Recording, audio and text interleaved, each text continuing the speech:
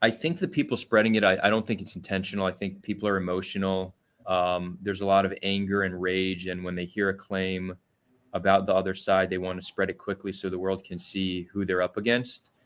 Traditionally, on the Palestinian side, you hear a lot of like indiscriminately targeting civilians. You sometimes have seen photos and videos surface from like Syria and say that that's happening in Israel.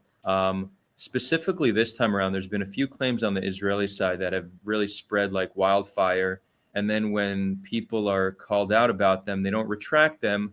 They say, well, what's really the difference? So let me give you an example. There was the claim that 40 babies were beheaded. And I don't know if that's a lie that was intentionally spread. What I think may have possibly happened is I think the initial report said 40 babies and children were taken out on gurneys. Again, this and some were mutilated and beheaded, right? So this could potentially be there was a single baby beheaded, other babies killed, other children killed, and the children could be anybody under 18, and that very quickly spread to 40 babies beheaded.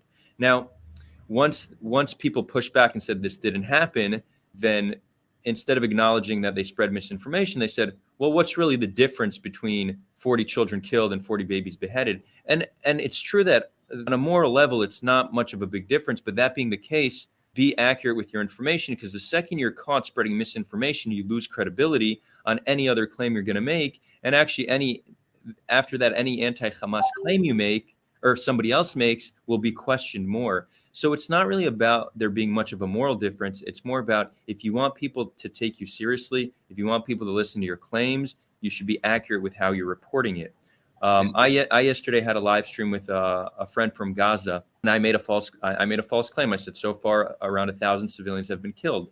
That is not the case. It's probably, we don't know the exact numbers. It's probably half of that. Once someone pointed out that I made a mistake, an Israeli friend of mine who's a researcher, I added a correction on the pinned post on the comment, correcting my mistake, right? So I try to be accurate. I also make mistakes. It happens. But if we know a mistake was made, we should come forth and acknowledge it, because that's how we remain credible. And if we're not credible, what's really the point of doing what we're doing?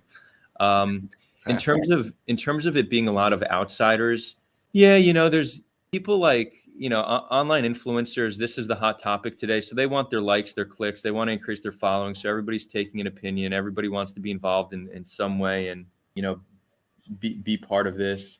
But often these outside actors just don't help, because they're not speaking messages of peace and reconciliation. They're just supporting one side and just fueling the flames of fear and anger and hate.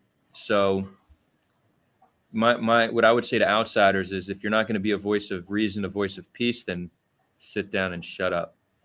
Yeah.